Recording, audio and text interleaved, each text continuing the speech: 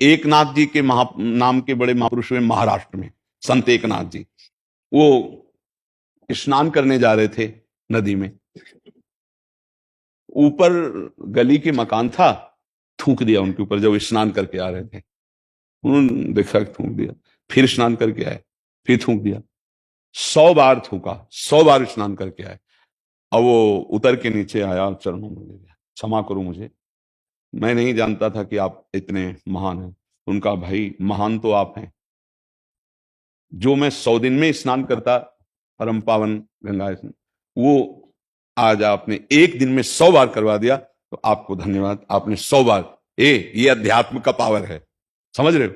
और संसार का पावर ऐसे देखता हूं, कहता मान लो 2 बार 4 बार 5 बार इसके बाद चाहे जितना होता, अगर थोड़ा अध्यात्म की सहनशीलता ना होती तो इतना ही आता कि अच्छा तू क्या समझ। लेकिन उन्होंने क्या कहा कि तुम्हारे को धन्यवाद है, तुमने 100 बार हमको एक दिन में स्नान करवाया। ये अध्यात्म की शक्ति से ही केवल सहनशीलता आ सकती है, अन्यथा नहीं आ सकती। सहन, भले आप सुन रहे हो कि सहन करना चाहिए।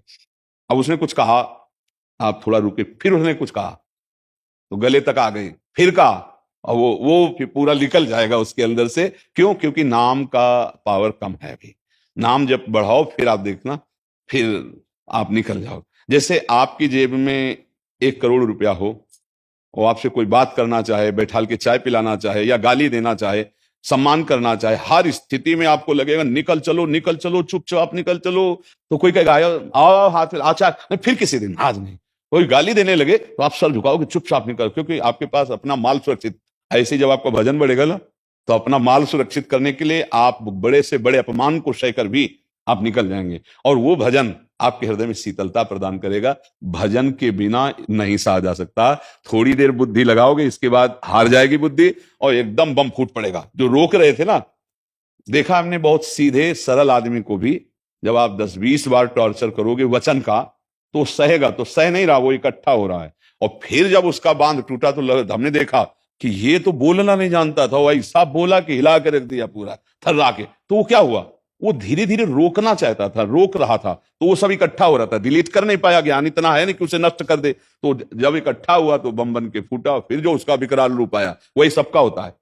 तो ये तब रुकेगा जब भजन है।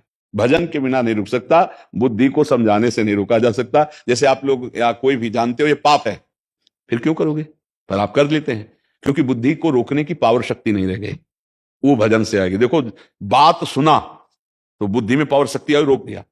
देखो, बात मानने के लिए तैयार हुए, तो अब ये नशे ऐसे हैं कि छोड़ना बहुत कठिन था। लेकिन देखो, आपकी निष्ठा सत्संग सुनने से बन गई ना, तो नाम जप करोगे तो कितना लाभ मिलेगा, कितने बलवान बन जाओगे। तो हमें लगता है नाम जप और बढ़ाया जाए और कोई हमसे गलत बात ना होने पावे, कोई गलत वाणी से, गलत चिंतन, गलत शरीर से। तो हमारा नाम जब सुरक्षित रहेगा तो हृदय शीतल रहेगा, तो कोई गाली भी दे, हृदय ठंडा है तो गुस्सा नहीं आएगा। और अगर कमजोर हृदय हो जाता है तो नाक में गुस्सा हो जाता है, नहीं, जरा सी बात में गुस्सा हो जाता है। भाई साहब आप थोड़ा सकलेंगे क्या, क्यों सकले, मतलब वो आदमी चढ़ा बैठता है, यहां गुस्सा रखी लोगों को देखो ला, क्योंकि हृदय की क्षमता शक्ति कमजोर होती चले जाए। तो भजन और बढ़ाओ तो क्रोध शांत होने लगेगा, हृदय शीतल होने लगेगा, और फिर भगवान भी रक्षा करते हैं, भगवान भी बचा।